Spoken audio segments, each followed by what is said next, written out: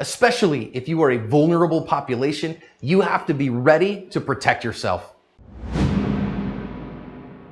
Hi everyone, this is John with today's active self-protection lesson out of Los Angeles, California. Shows a man who we think was targeted for being an Orthodox Jew. And we're going to learn some important lessons here about protecting yourself as a vulnerable population, about surviving the ambush in an attack, and about the importance of empty-handed skills. So further reflection sees that this guy here is a homeless guy around that there's police are still looking for last I saw. And he's just, incredibly crazy. And he is known to be violent before, but police at this time, from what I've read in the news story and in links on my website, don't think this was necessarily a hate crime. But as this guy walks up to him, he's a 74-year-old rabbi, and the guy just shoves him, and now it's on. He just decides to punch the guy in the face, because he's, probably an older gentleman, could have had something to do with his religion. He's, Orthodox, and that's not super common even in Los Angeles. But he just kicks the snot out of the guy, and when he's just taking out his frustration on him, he's going to walk off. And obviously this is a, 70-plus-year-old man, so he's just going to kind of lay there dazed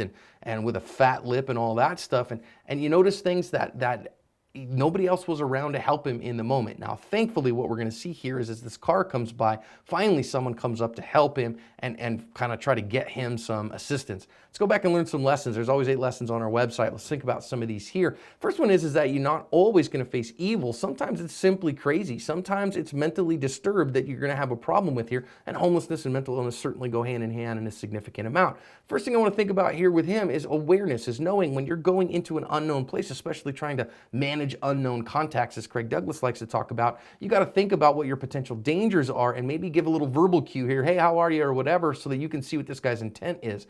Next, I don't know that he could have stopped that attack. I mean, not everybody's going to stand there in the interview ready position all the time. So that first shove, he may not have been able to stop, but weathering that storm and getting yourself in a better position would have helped you with some empty-handed skills, because right here, he's able to turn and face his attacker, and he knows bad things are coming. So getting those hands up in a defensive posture and going with everything you have at this point to stop this guy from hurting you is something that everybody has to do, regardless of your religion, regardless of your age. You're responsible because only you can protect yourself. Now, he goes down and takes quite a beating here. And of course, I don't blame him for that. I mean, his life is dedicated to his religion. The guy's a rabbi. He's not a fighter. But that doesn't mean that he's immune from problems or immune from attack. And so you got to be able to protect yourself.